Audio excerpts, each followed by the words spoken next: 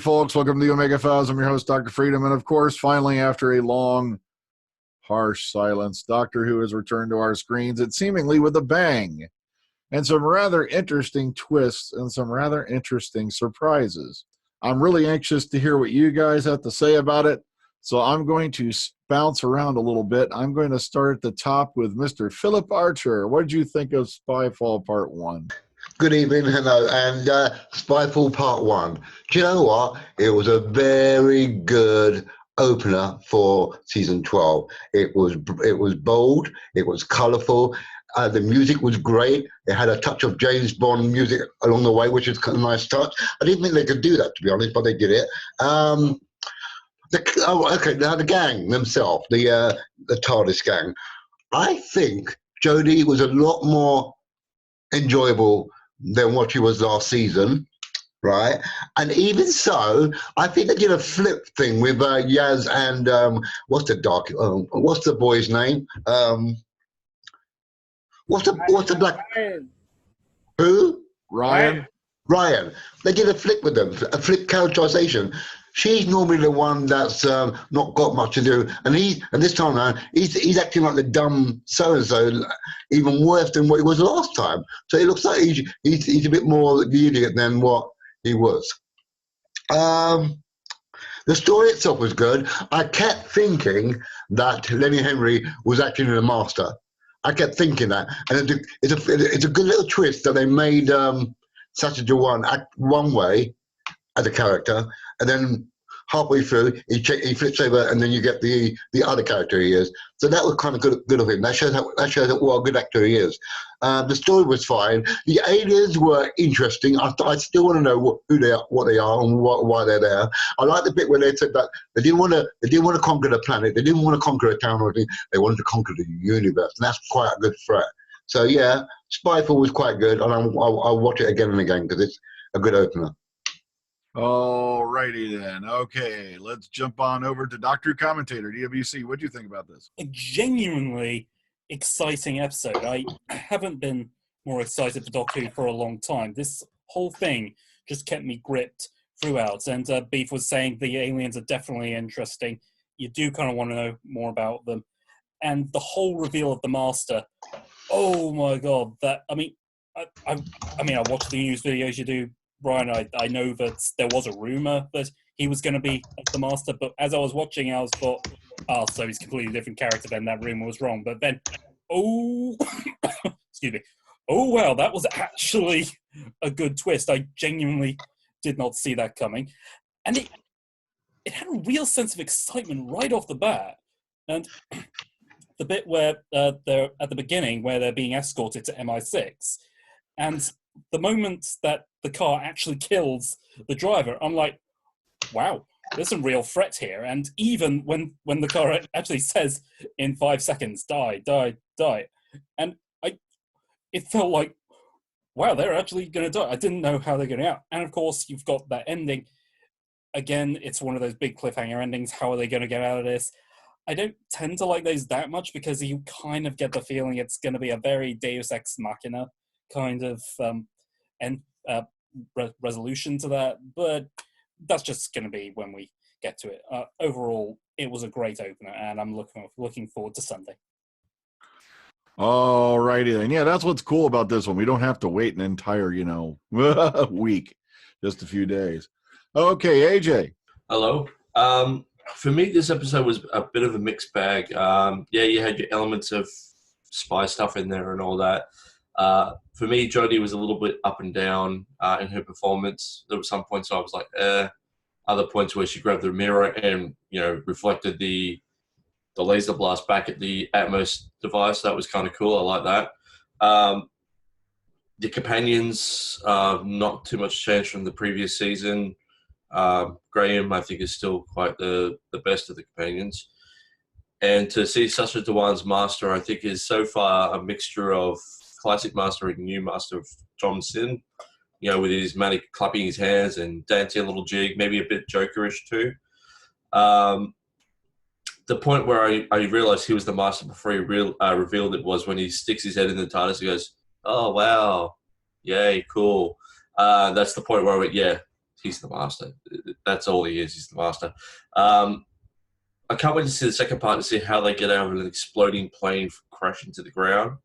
If it's the next episode is gonna jump back before the beginning part of this episode, because it felt like you came in through the halfway through a story.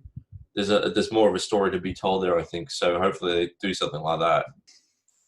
Chibnall finally showing some real metal in his writing. That was exciting. That was exhilarating. That was an atomic bomb of an opener for a series, to be honest, because it had the, I thought, the atmosphere of a special.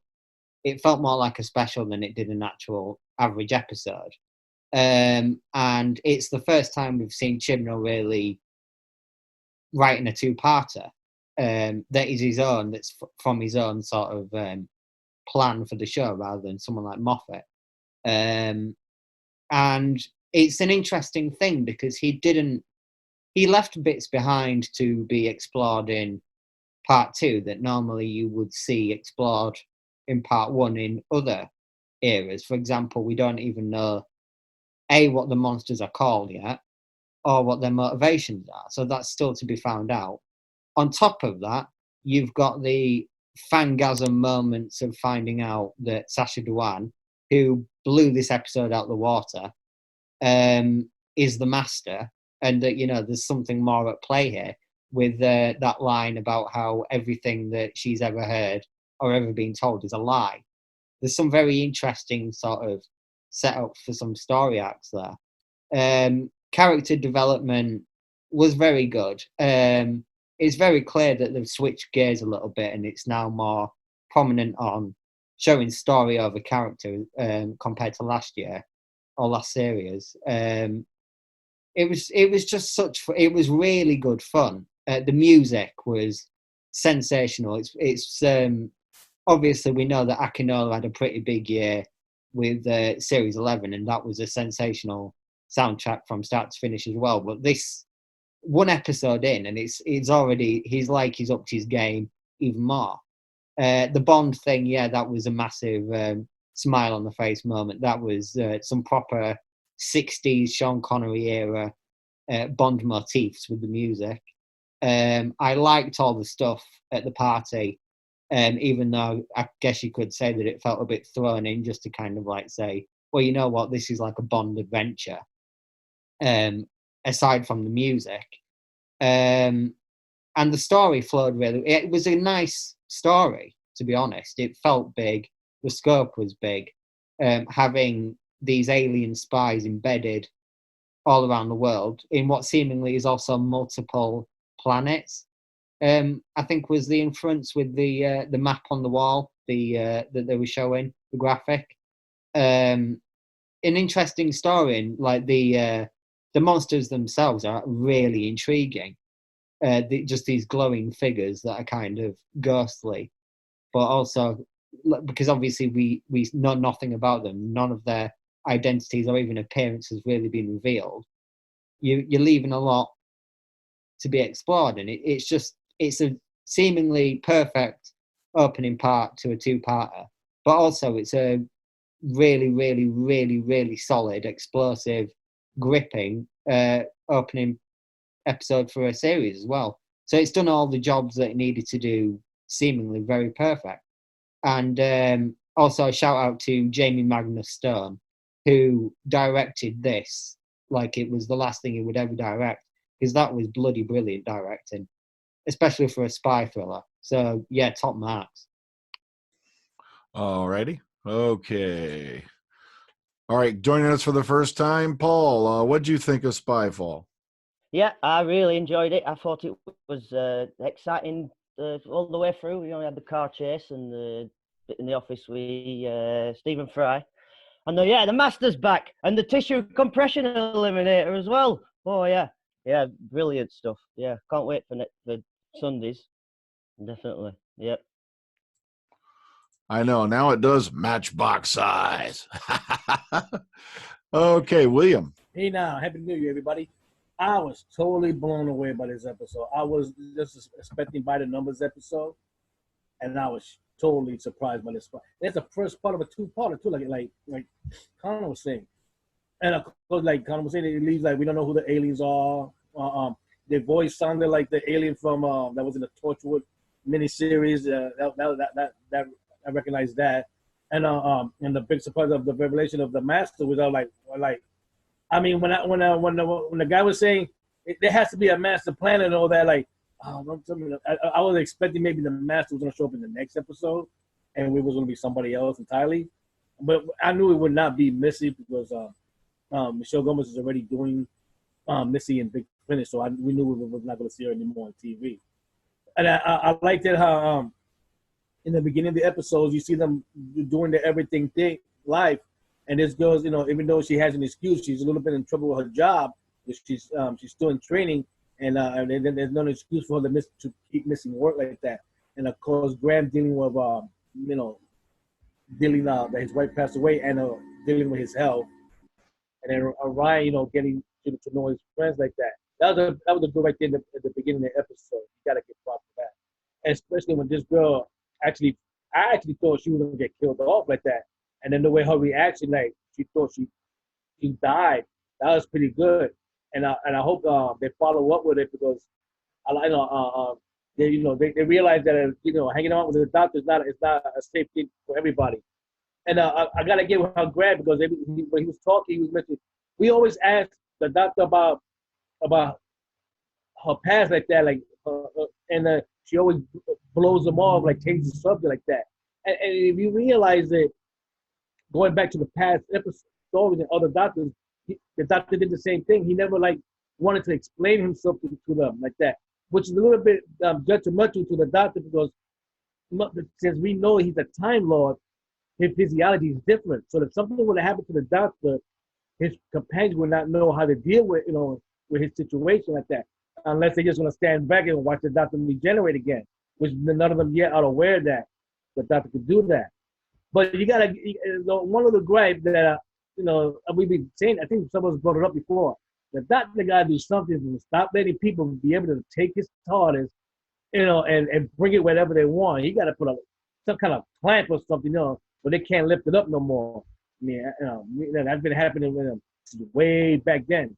So I'm shocked that I hadn't thought of something that keeps the TARDIS from being grabbed. But overall, this is a great opening episode, and I can't wait for Sunday to see the next episode. So I can't wait for that.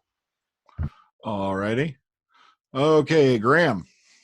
Hey, how we doing, guys? What can we say about this? This was an excellent start to a new season. Many of the gripes of last season that were obviously discussed. What's the consequences to the companions? What happens back in their home life? Ticked off in the first 5 minutes in this thing. Something that gets explained. The Doctor, she's still a bubbly, energy, lively self. Okay, she might have some quotes and some bits of dialogue that still piss a few people off, but sorry, folks, we're 14 episodes into this team's run. This is what her DNA is. If you don't like that now, you're never going to like it.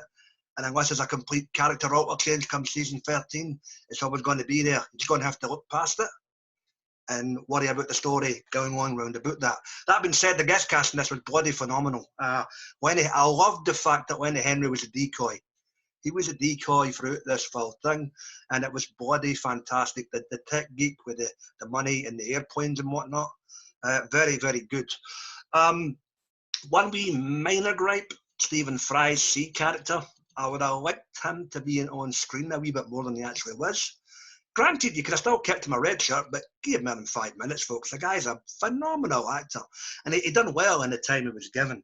And then we have the MVP of this whole bloody episode in the guise of Sacha Dhawan. Now, obviously, we had the online report a few months back that this could have been the case. It was quickly, shut down and hidden in the echelons of the internet. And the minute he showed up on screen, you're thinking, you'd immediately go, they tricked us. They didn't even bug him on the cast list for the promotion for this episode. But he played the part so well, you actually believed he was the Q-type character, like in the Bond movies, as opposed to what he ended up being. And he flipped it on a dime, and he had me fooled up until the phone call in the cockpit to Lenny Henry as he was taking off on the plane. The minute that happened, as he was trying to get him on the plane, I was like, Chibnall, you son of a bitch, you done it. And basically, he's brilliant. He's basically the master for 5 minutes at the end of this thing. And whether you want to say he's too John Sim-esque and he's ripping off somebody else, which I've already seen, by the way, people are never happy.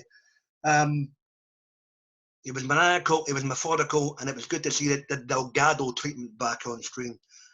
Or rather, the Ainley treatment as well, if you like. So, good stuff, and I'm interested and very intrigued to see where this goes. Keep this up, Cherno, and I dare say you'll have a lot more years than theirs this year, albeit it's internet and you can't please everybody. And we'll get to Mel later.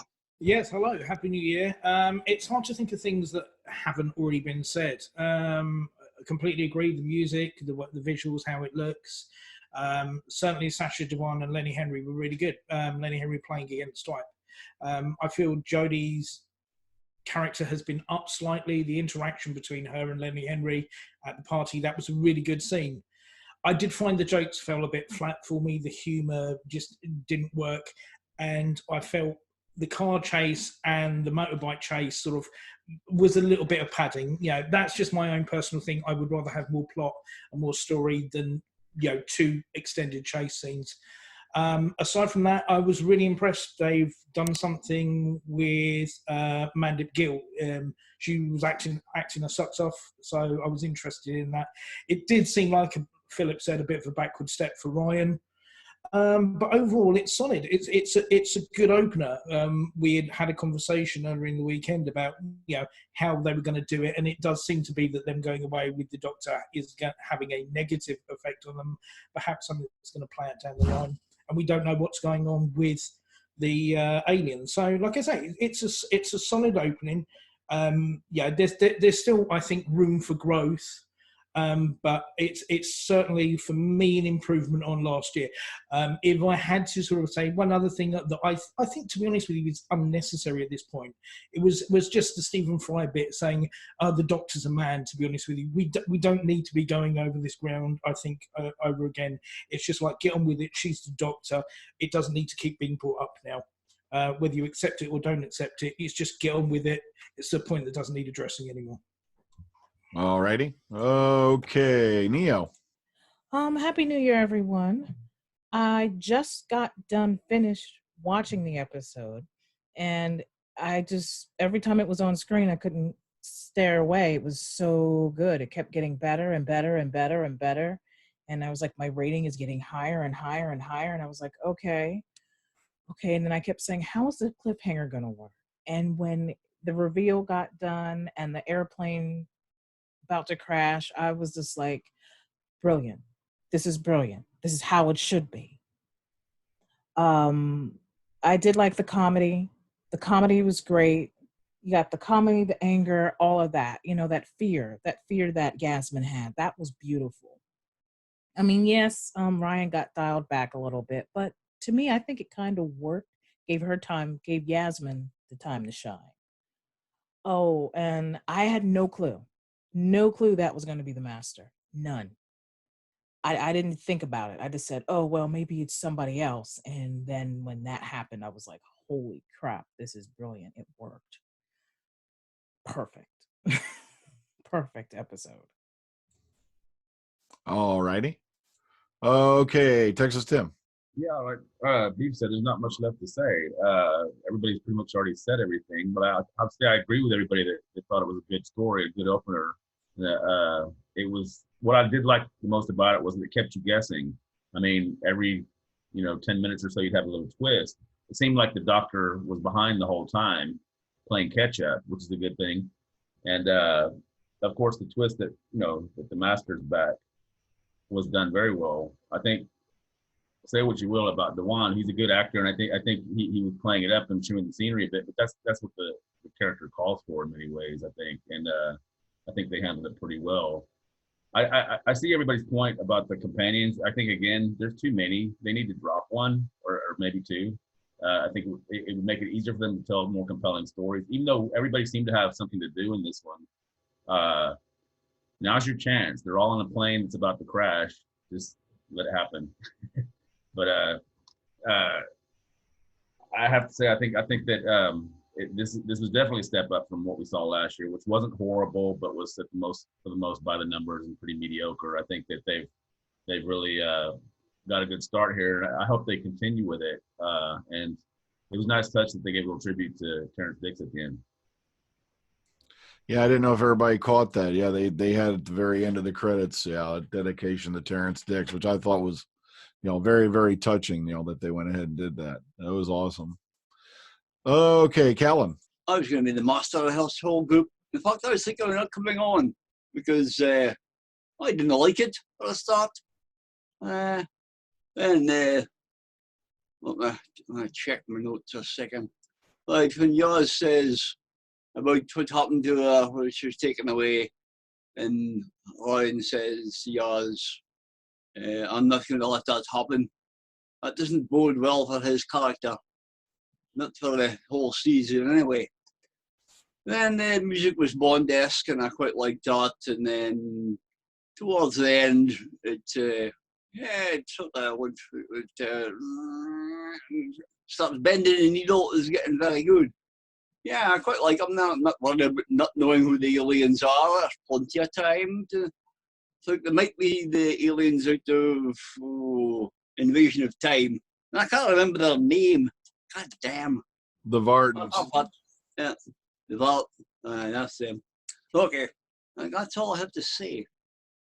Yeah, because I was thinking the same thing when I was watching this. It's like these guys remind me of the Vardens. But I don't know if they'd go in that direction or not. Okay, and last but not least, Elijah. Happy New Year, everybody. So I went into this episode with kind of low expectations. Last series, there were some great episodes and some not so great episodes. And I went into this completely blind, besides knowing the rumor about Sacha Dhawan. I didn't read any of the, Radio Times articles, nothing about previews for this episode. And I was totally shocked. This definitely is an improvement. I was hesitant, though, on the whole James Bond thing at first, but they pulled it off pretty well. Sacha Dhawan, they really did have me fooled. At first, I did think, could he be the master? But, when he's playing it out just like a normal character, I had no idea until that last scene. That really did blow me away. Even though it was a rumor, that still was a shock. The pacing was pretty good, a really nice cliffhanger. I do have to say Stephen Fry was wasted, though, just having 2 minutes of a scene. And then, the Terrence Dix in memoriam was really nice at the end. So overall, good episode. Okay, now the first thing that I thought, the scene that really grabbed me was when Bradley Walsh's character Graham is sitting there in the cabin with, the person we found out later is a master, O. And O, just brings this up. And he brought up the fact that she'd been a man before, and he wanted to gauge the reaction. I think that's why he did it, just to find out, okay, just how much has the doctor been telling them? And now he's planted this little seed of doubt that you can see in Bradley Walsh's face, in his character, that, wait a minute, there's a lot that, we've just basically, been looking this gift horse in the mouth, so to speak. We haven't really questioned, we haven't really looked. I mean, we haven't questioned exactly who this person is. Like, one of the things they're going to crap themselves when they find out, the person they've been traveling around with is about 2,000 years old. Never have mentioned that to him at all. Hasn't mentioned previous incarnations, hasn't mentioned anything, along that line. Also, another thing we saw at the very beginning is the fact that, they are realizing that while they're having these great adventures with the doctor, they're missing out on things going on in real life. Like Yaz has been missing out on work. Ryan's been missing out.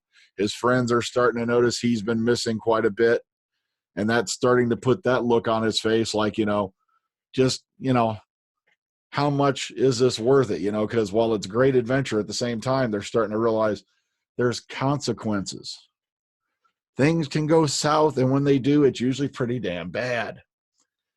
So I just like the fact that they're all they're finally starting to wake up and realize we've been running around with this person who's basically, even though she talks a lot, doesn't tell us shit.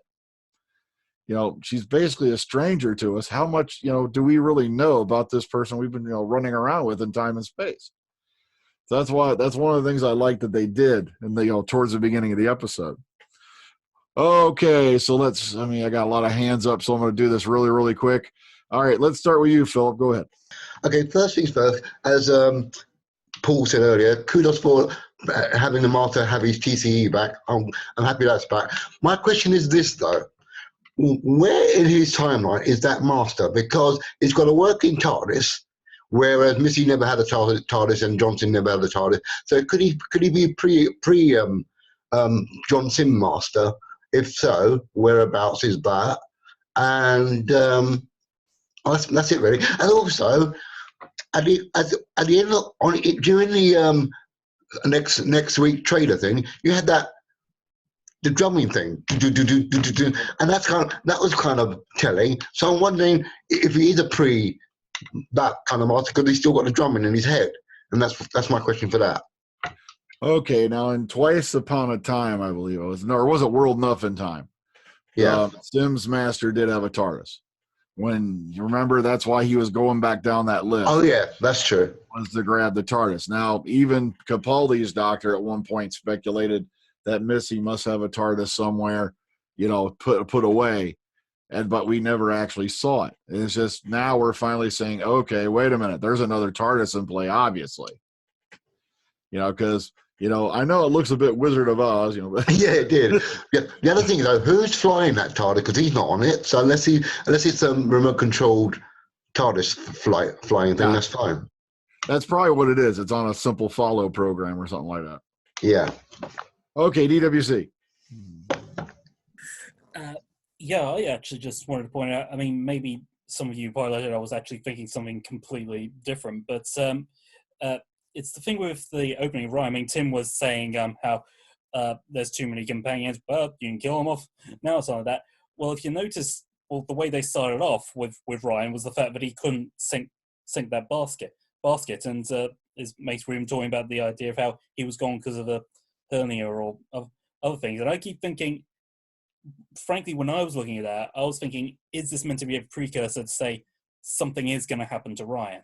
Especially when we've established behind the scenes, Tasman Cole is actually booked for conventions, even though the series is still already underway.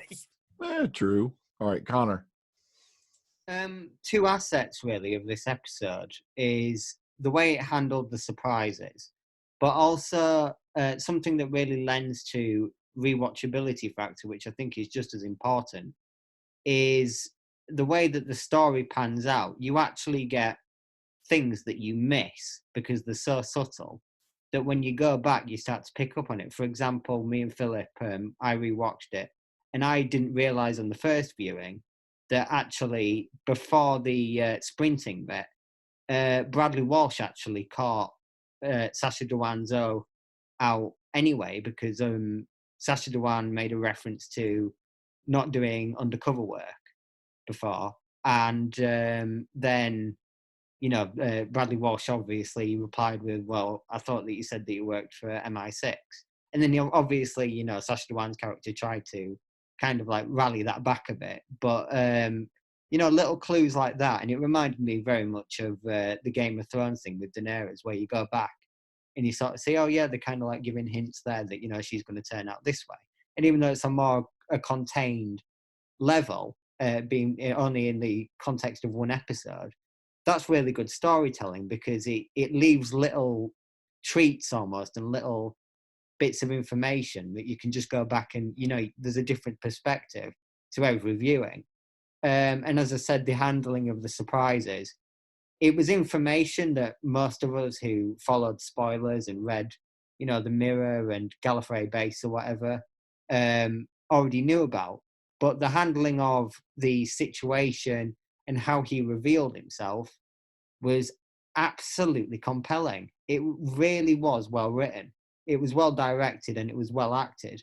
I know that there's a few complaints from various people on the internet, as there always is, about he kind of overdid it with the whole clapping and jumping around and jumping in his seat and stuff like that. But to be honest, like, he nailed the laugh. The laugh was the most affecting bit to me. I loved that laugh, and it just really shows a sort of maniacal side to the character still. And as Tim said earlier, Sacha Dhawan is an amazing actor. You know, he's been in the business for ages, and he's been in a lot of top quality productions. You know, this isn't a lightweight newbie actor. This is someone that's properly established, and is probably well known to a more rounded audience than some in the core Doctor Who group at the moment. For example, Tosin Cole or Mandip Gill, or even Bradley Walsh. You know, so this is a big player actor coming in to take on this role. So it's just wonderfully acted. It was a really well cast episode, and I do have to agree with some people that Stephen Fry was greatly wasted. Even though I am glad that they didn't make that same joke that they made in that James Bond film Spectre about the letter C, because that would have just been way too referential and too much of an Easter egg to probably handle, and would have taken you out of the moment anyway. So I'm glad that they kind of killed him off before they could even think about doing that joke. But I guess, like, his character wasn't evil anyway, so that joke would make no sense anyway. But yeah, but also that when now she first confronted him on the sprinting thing, and when he came up with that look on his face, ooh, that face just went totally freaking evil in that moment. And it's like, that's when you knew, uh-oh. Okay, Neo. I know everybody's talking about the beginning part with Graham, Yasmin, and Ryan, but what about the part before the title sequence? That was the part that intrigued me the most, because I was like, okay, and it started, and I was like, ooh, this is interesting, and I kept looking, and I was like, wow, this is really getting good. And then it got to the, I forget what part it was. I think it was the woman on the plane, and then it went boom into the, no, not, was it that one or the other one, where he was laying in the safe house, and then he got him, and then it boom went into the title sequence, and I was just like, okay, now I'm ready to watch Doctor Who. This is good. And that pushed me to say, okay, now we're going to see what happened to Yasmin and everybody. That was really good. What was the question I wanted to ask? Yes. Now, I know we have a master. It may not be Missy or John Sims' master. Does this mean that we're going to see this master later on down the line through all these episodes? Maybe like a snippet or something? That would be interesting. Are we going to do like a slight arc now?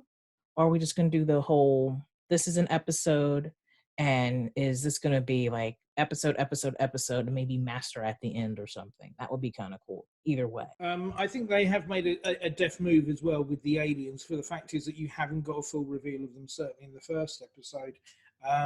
And you can't be sure of their motives, whether they are actually sort of, you know, entirely bad or entirely good, because at one point they say we must defend. So you think that that's perhaps, yeah, from a different perspective. The other thing that I did like about them, or that I think makes it an interesting dichotomy with the two of them, is that they're taking people out of the equation when you could say it would be just easier to kill characters. So even with the spies that they've attacked, although they've changed their DNA, they haven't killed them. And the other thing that I think was a good idea is that they don't register on the Sonic. So it takes that away as a magic cure-all, fix-all wand. So they have sort of dialed that thing down, which I think they needed to do. So they have made a bit of a deft move with that. Okay, Texas Tim. I was going to say, I also agree about the Stephen Fry. I wouldn't say he was wasted, but I think that was kind of the point. It gives you a little shock right then. You go, wait a minute now, that was quick. And you're like, you didn't see it coming. You know what I mean? He's in the middle of a sentence and suddenly he gets shot in the back of the head or whatever. So I think that was one of the effective things about the episode. I think that's what made it work so well, that you didn't see what was coming ahead of you. I also have a question, I would think. But I mean, of all the characters, of all the villains, this is the kind of guy that could pull that off. It wouldn't be a problem. But it seems to me like in the past, Time Lords always recognize each other as Time Lords. So you would think that the Doctor would notice that it maybe not the Master, but at least sense that he was a Time Lord, because they're slightly telepathic, aren't they?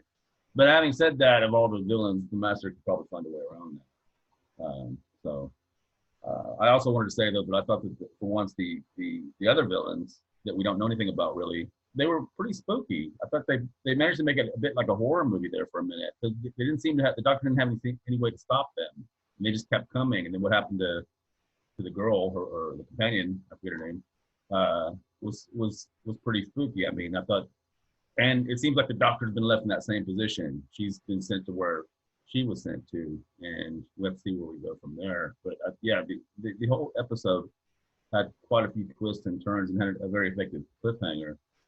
So let's see where we go from there. Okay, AJ. For me, I think maybe they shot their load a little too early with the reveal of the Master. Maybe they could have had it sort of in the middle or the beginning part of the next episode. I'm not sure. Or just a slight inkling at the very end of this episode, because as good as Dewan is, from what I could see, they could have dragged it out a little bit more, made it more of a little unknown thing to us at least. Okay, Graham. Just picking Tim up on his point with regards to the whole Time Lord recognising one another. That's a valid point, but again, we've been through this with numerous incarnations at each version of both the Doctor and the Master. How did they not recognise them? Well, because it suits the bloody story they're telling at the time. So, c'est la vie. Brian, what's interesting is, and I know you've been saying this for about 8 months now, you're adamant, or at least in your opinion, the next incarnation of the Doctor when Jodie leaves will be a non-white Caucasian male. You've even speculated that that might be an Asian. Well, here we go, second time around, and the Master's trumped the Doctor to that accolade. We first had Missy, obviously now Jodie, and now we have the first non-white Master. So it'll be interesting to see if that theory and that formula sticks when the time comes to cast number 14. All right, DWC. Yeah, this is more going on a tangent than anything, but just curious, anyone else here, who else thought, especially with the motorcycle chase and everything, who else thought this would have been the kind of episode that John Pertwee would have loved to have done? Oh, yeah, especially the motorcycle chase bit, yeah. Okay, William. I'm a bit surprised that during that motorcycle scene that nobody actually got hit by a bullet, at least in the shoulder or the leg. The way the guy was shooting, he wanted to hit anybody. So I'm surprised that didn't happen.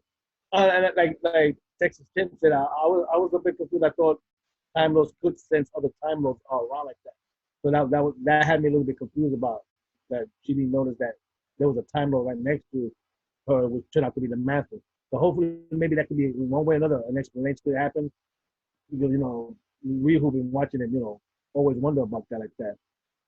As for Philip's question, I think this Master takes place after Missy, because if you notice in the last Capaldi story, Missy did get stabbed by John Sims, so that you could tell that every generation was going to start with Missy, so that probably this one takes after her. So that's up that one like that. And, as for the aliens like that, I'm very curious to see who they are, and then in what way how are they helping the Master?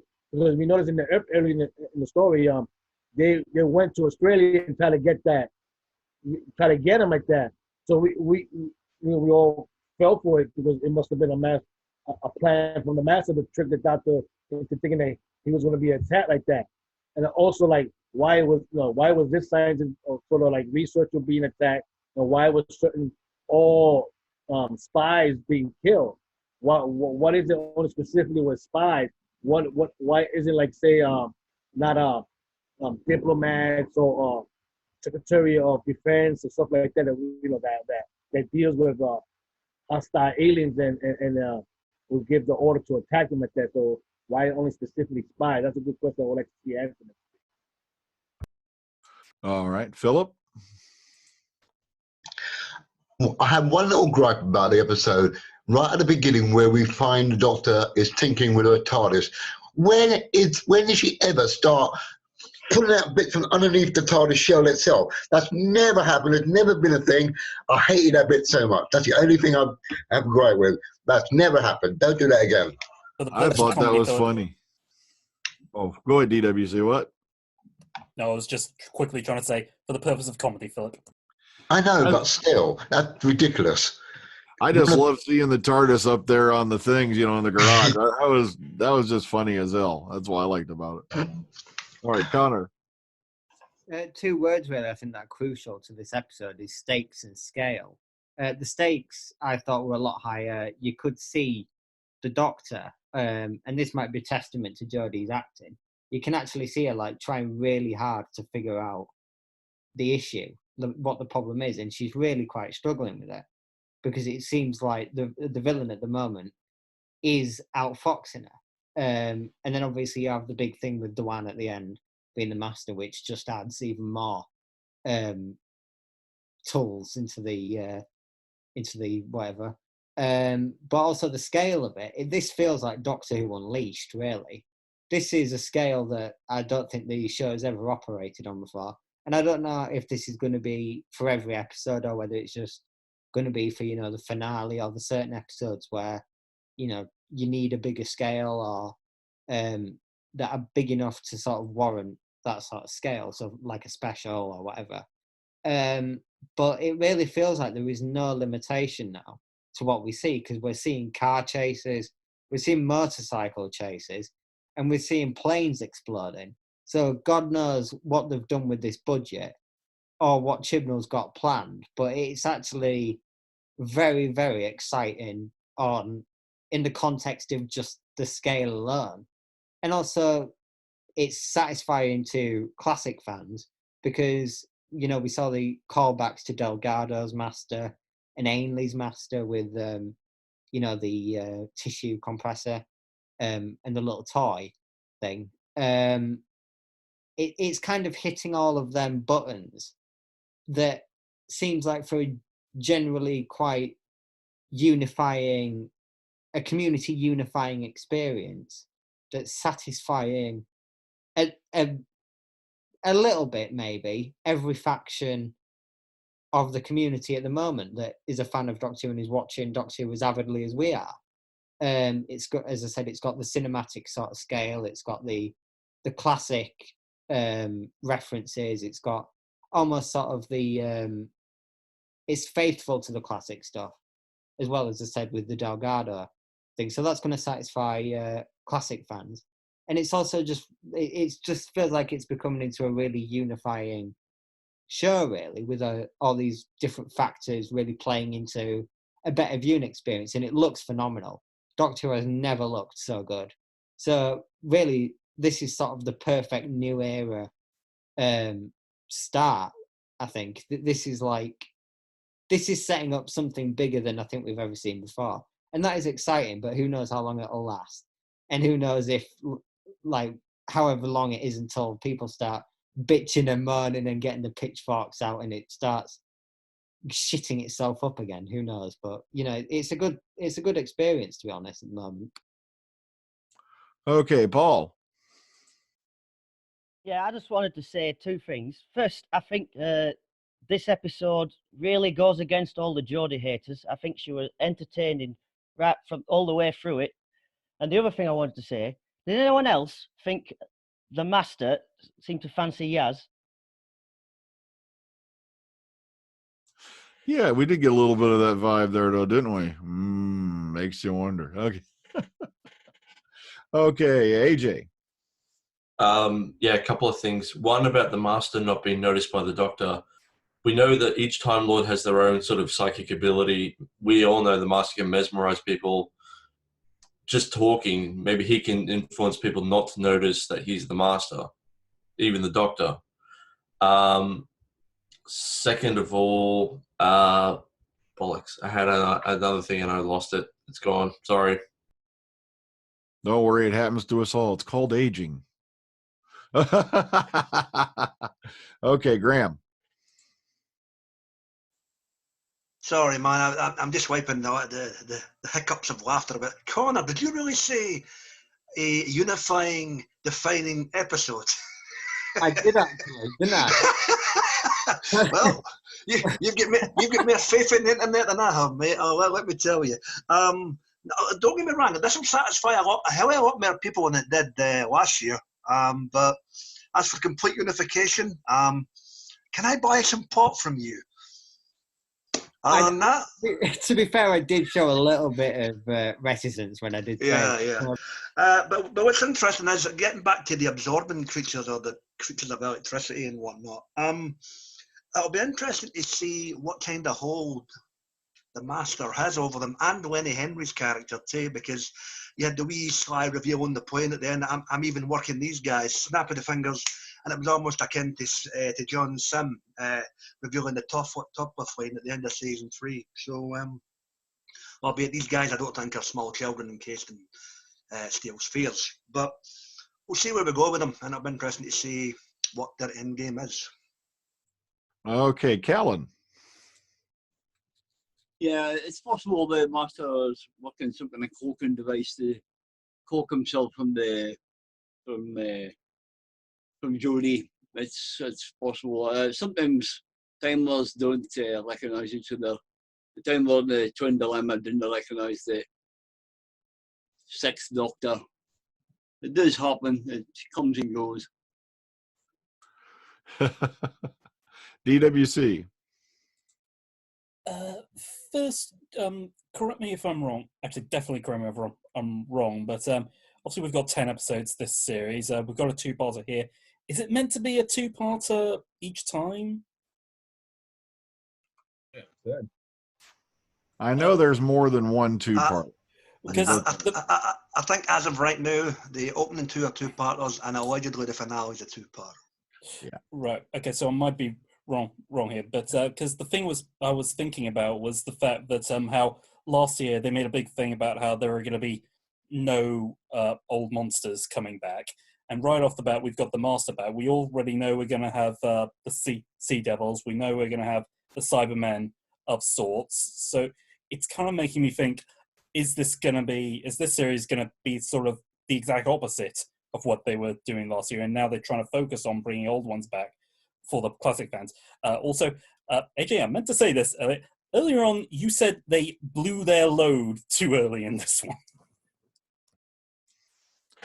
Premature ejaculation of the series. Yeah. Okay, Philip. Sorry, couldn't find a thing. My question, I can't remember, it was in my head just a minute ago. The Master, right.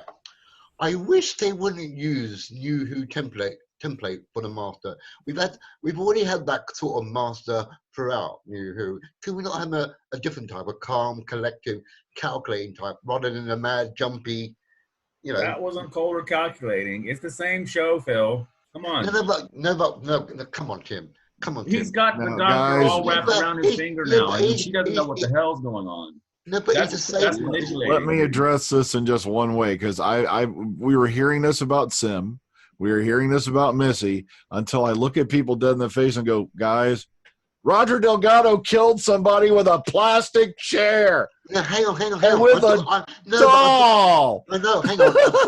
Yeah, but I'm talking about personality structure. This one again is unhinged and just like a mad joker clown. For that moment he was. Yeah. But when he first looked up, when she called him out on the sprint, that look on his face, that was just raw freaking evil. And this, folks, is the byproduct of what I was talking about when it comes to online opinions. This is what you're going to get in the Twitterati and the Tumblrs and the Reddits, and it's just comedy gold, and I can't wait to sit for the next week and read it all. Can I just quickly redact my unifying comment as well? Go ahead. Oh my gosh. It's like, yeah, trust me, it's almost like that scene in Porky's. I sat through every disgusting frame of this twice. Yeah, we're going to be hearing that for how many weeks? All right, AJ. Yeah, I got my thought back. What if the Master is actually being forced to do this by these alien creatures? It's happened in the past. Because he said to Jodie's doctor, everything that you know and see is a lie. True. Because remember when he was playing around with the axons and the axons turned on him, and then so it's happened before where he's muddled around with other alien forces, and then they've turned around and tried to stick it to him. All right, Kellen. Sorry. Yeah, well, I mean, Jodie's doctor's been through a lot of, through more than 1,000 years of life. She knows a lot of this stuff. It can't all be wrong, unless she's on one massive acid trip. That's Okay, Graham, you've had your hand up for a while. Did you want to cover anything else? Yeah, I was just putting DWC up in his whole the concept of old versus new. Here's what I like to. Well, we're only one episode into season 12, but what the hell? We'll go with this analogy. Welcome to the Star Wars cemetery, folks. We have season 11, that big nasty Last Jedi, and we have season 12, where we're getting things where the old fans are being catered to again, a la like to a smaller degree, The Rise of Skywalker. Old new, and the narrative that's somewhere in between, and let them all bitch and fight where they might. Bring it on. Happy New Year, folks. I know, Waycott. I was beginning to think for a while there because of certain podcasts that, you know, Kathleen Kennedy and Chris Chibnall should just get married. That way they'll be the most despised evil couple on the face of the planet. All right. Connor, back to you. I think an interesting part of this episode as well was Yaz's little scene on the porch when she was outside crying, which was some of the best acting Mandy Gill has done since she joined the show. And it really sets up a sort of question that hopefully is addressed throughout the series. Is like, is she really cut out for this? Like, you could tell that she was really quite shaken up by the events of what happened to her prior to that moment.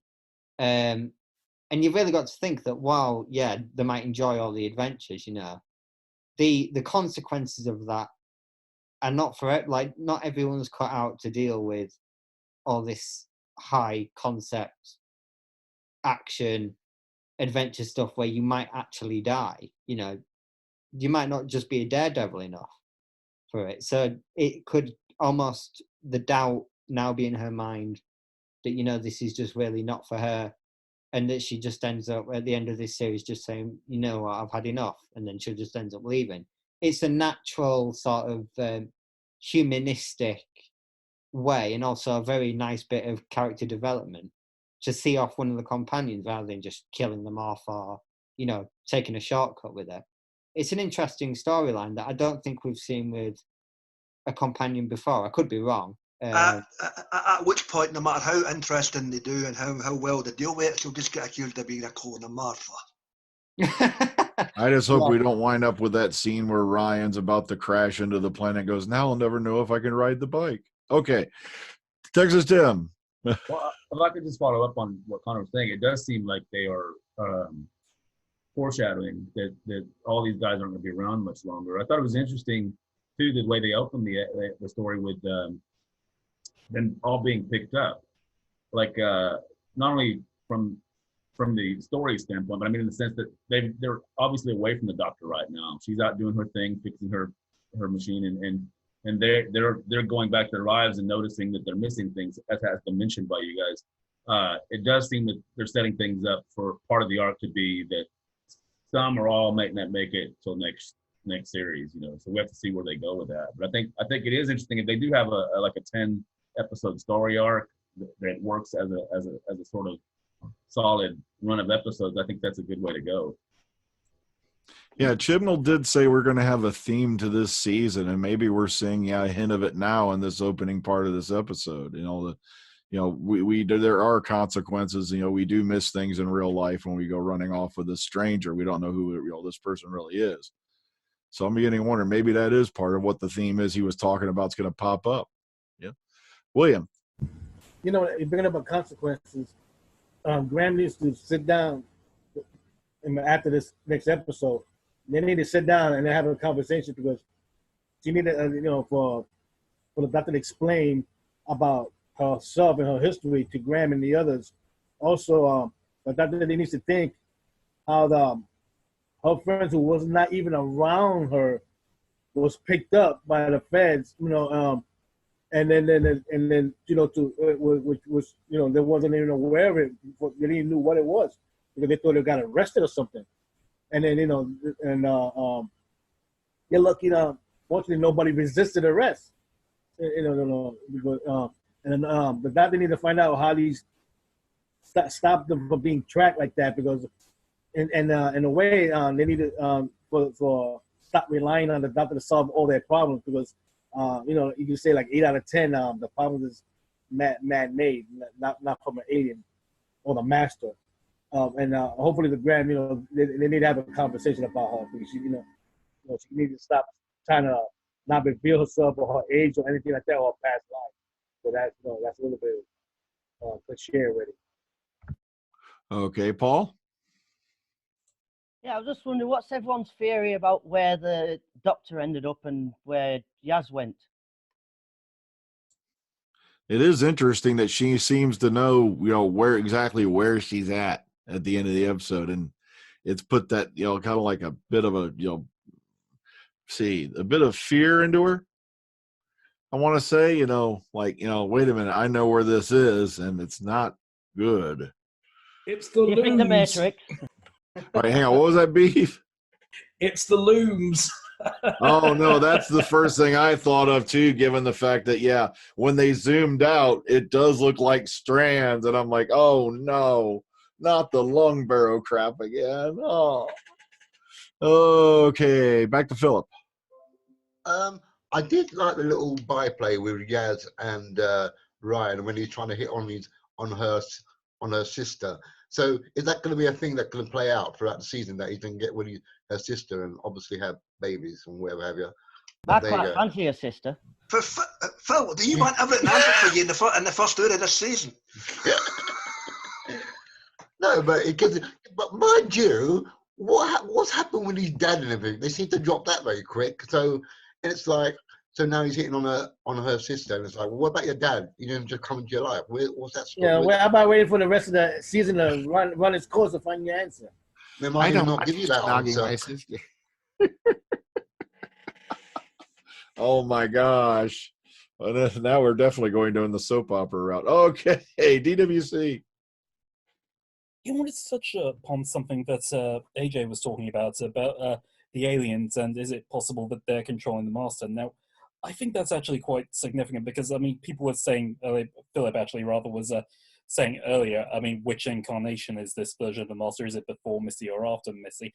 And I think the idea of if the aliens are controlling is quite a significant part, because when you consider, how Missy ended up, Missy stabs John Sim shoots Missy and says, don't even bother trying to regenerate. But more importantly, all of that was happening was because Missy had changed. She was a completely different person by that point. So I find it really weird that she'd suddenly become a completely evil person again. So the idea that's my point. Well done. That's my point. So, I think so the idea that the aliens are probably the ones controlling the Master, that's the one thing would actually have me believe that maybe Missy somehow was able to regenerate, even though it was somewhat indicated that she wasn't able to at that point. I would say there's no distinct timeline for that, though, so you could even pitch this Doctor in the middle of the two, to be honest with you. Well, that's exactly what I'm thinking. That's exactly what I'm thinking, in between Sim and Missy. That's what I'm thinking. That's what Big Finish is for. Yeah. Okay, Connor. I think that we were talking about thematic sort of aspects of this series, and that Chibnall wants us guessing. I think identity seems to be quite a big point. There's the whole thing with Yasmin that I just mentioned, which can sort of link into identity. But also the stuff about the Doctor. There's clearly things that she hasn't told the companions, which we've also touched upon. How much do we know the Doctor, really? It's kind of like, is this the point now where they start, even though it would kind of be shoehorned in, we start learning stuff about her that we didn't previously know. Now, that was 7. Please don't tell me it's that stupid doom sock theory. Oh, or wind sock or whatever. It's stuff like maybe past incarnations, or maybe we could find out that she's been a woman before or whatever. I'm obviously being the wind sock theory. Yeah. But there's things that we could learn about the Doctor that we don't really know. It's just about whether if that happens, if that transpires, does it make sense or not? But yeah, it's a kind of way of putting the Doctor in a situation where there is more character development. Because I think at this point, surely 60 years in, or however many years we are, the hardest character to write for, to give character development, must be the Doctor. Because it seems like we've gone everywhere and anywhere with her, or him, or whatever incarnation. And, that must be really difficult. So if Chibnall manages to at least make a compelling story that challenges the Doctor's identity, that's quite a mean feat at this point, I think, in my personal opinion anyway. Yeah, especially since, we're over 56 years in. That is a good point. Okay, Neo. I just wanted to give like the little stuff, like the shout out to Torchwood, to Unit, when the Master went into the TARDIS for the first time. I know I heard that before when she said "shut up." When he said "shut up," I was like, somebody said that before her. I mean him. Sorry, I just didn't know where. It's just the little stuff that I found, like, I was like, are we doing little Easter eggs here? Anybody know when they heard that from? Who said that? Who said "shut up"? I know it wasn't the Master. You mean a primary TARDIS? Right. Well, since he's the Master and he's seen it before, he probably was talking about the design of it, like it's too I don't know, too I'll have to look gaudy. in. Gaudy, yeah. I just know somebody else said it. Like that's over the top. Really, it's like really you went there, that kind of thing. Oh wait, I think it was Bill. Maybe it was Bill. Maybe. Could be. Or Clara. One of those two. I don't know. Okay, AJ. When that creature was trying to rip its way through the TARDIS, correct me if I'm wrong, there was no cloister bell sound. Which means it was able to do it in a way that didn't even set off the TARDIS system, which is even scarier. Or it wasn't even the real TARDIS. Like, it's like a projection or something. I find that hard to believe. And frankly, Well, given they weren't giving off any reading whatsoever to the site, I'm willing to go with the idea that they just weren't setting off the alarms. Okay. Which means whoever these guys are, they're pretty advanced technologically and to be able to phase through a TARDIS wall. We've only known a handful of creatures have been able to pull that off. One of them being Siren, that was a Sutek, and that was a mental projection. And then that's just one hint of one creature that was powerful enough to do that. So these guys are obviously on par with the technology. So they kind of scary. Don't forget Donna Noble too. Well, yeah, that's because she was soaked up with those particles. It's a timey-wimey thing. Okay, Paul. Yeah, that what Connor was saying about the companions not knowing a lot about or much about the Doctor. Why is she not telling yet that she's a Time Lord and she's from Gallifrey? That's what puzzles me. I still don't know that. Well, maybe this time around, she doesn't want to share that much information with them. Maybe the less they know, the safer they are. At least, maybe that's what this incarnation is thinking. Given everything that's happened over the past couple, between now and the Time War, that's the only thing I can figure out. But that's just my theory. I don't know if that's what they're going with. All right, Graham. No, I'm just a wee brief passing comment here. As much as we're all gushing and we're quite happy and looking forward to Sacha Dhawan's iteration of the Master to see where he takes it, let's spare a thought for Nick Briggs here this evening, folk, because when the time comes, Jodie's era on Big Finish, she's went up a couple of shekels. Sorry, Briggsy. Okay, and we're going to finish off with Philip, then we're going to go to rating this thing. So, okay, Philip, go ahead. Okay, all I want to say is I do hope by next episode we get to actually see Sacha's Master use his TC and shrink someone. It's all very well showing someone in a matchbox, but I want to actually see him do it to someone. That'd be cool. You sadist. I know. But you love it. Okay, we're going to start at the bottom and work our way up. So, starting with Texas Tim, out of 10, how would you rate Skyfall Part 1? Well, I wish I'd had time to see it another time before rating it, because I did enjoy it very much, but I'm not sure how much it would benefit from a rewatch. But I'll go ahead and give it a 9 from now. I thought it was very impressive as an opener. Don't worry. After we do the second part on That too. Sunday, we're going to give it an overall. That too, because it is part of the half. Yeah. All right, AJ. Well, what do you think about Skyfall Part 1 out of 10? 6.5 out of 10. It was a vast improvement over the last season, but still a few pitfalls here and there. Okay, Paul. Yeah, this gets a 10 out of 10 for me. Exciting all the way through. Master back. Tissue compression, as I said before. Yeah, definitely a 10 for me. All right, Elijah. I'll have to give this one a 9. I thought it was really good. All right, Callan. I'm going to hold off and see if it improves any. I'll give it a 7 for now. All righty. Neo. I'm giving it a 10 out of 10. I was very, very happy what I saw. I was entertained, which is the main concept. And I just love those little tidbits. You know? Oh, okay. And the chases. They were fun. All right, Beef.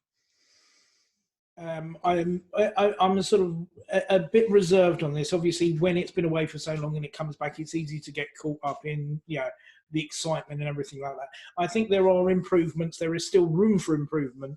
I'm going to give it a 7, and I'm hoping, like Elijah's got in the background, that the Vor logo is some sort of foreshadowing akin to that we had in Frontier in Space. So we'll see. All right, Graham.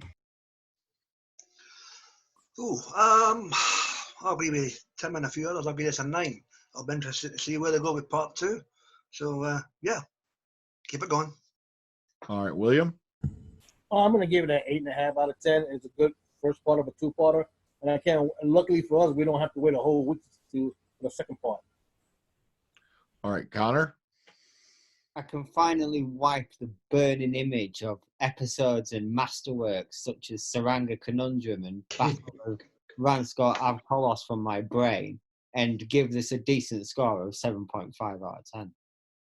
Okay. All right. DWC.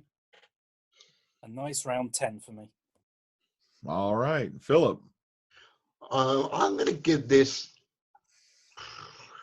I'm going to give it a 9 then. And please, Chibnall, we're not all Susan Backstrom. We don't need big letters to tell us where we're going and where we are. Thank you very much. Okay. Yeah, I'm going to give it a 9 as well. It was a heck of an opener. You have to give them that. Even though we'd heard about, the possibility of Sasha Dewan being the master, I think the last solid thing I heard about it was like July. And then it just kind of went to murmurs after that. And but when you see it actually done and acted out and all that, it was just really, really well done. Plus all the little nuances and all the other things that were explored just in this one episode, plus the fact you get to the end, you got them on the plane, and the only thing I could just keep thinking was, they're boned! They're completely boned! But so I'm really interested to see how they get, the companions out of the plane, that's on its way towards the ground with no cockpit. The doctor trapped off in La La Land, wherever that's at. So it's got me really excited to see how they're going to wrap this up in part 2. So, folks, don't forget to join us. We're going to be getting back together here this Sunday to do a roundup on Spyfall Part 2. So, join us then as well. And whenever this one comes out, I hope you enjoy it. Till next time, see you on the flip side. Enjoy the rest of your week. Happy New Year. Have a good one, folks.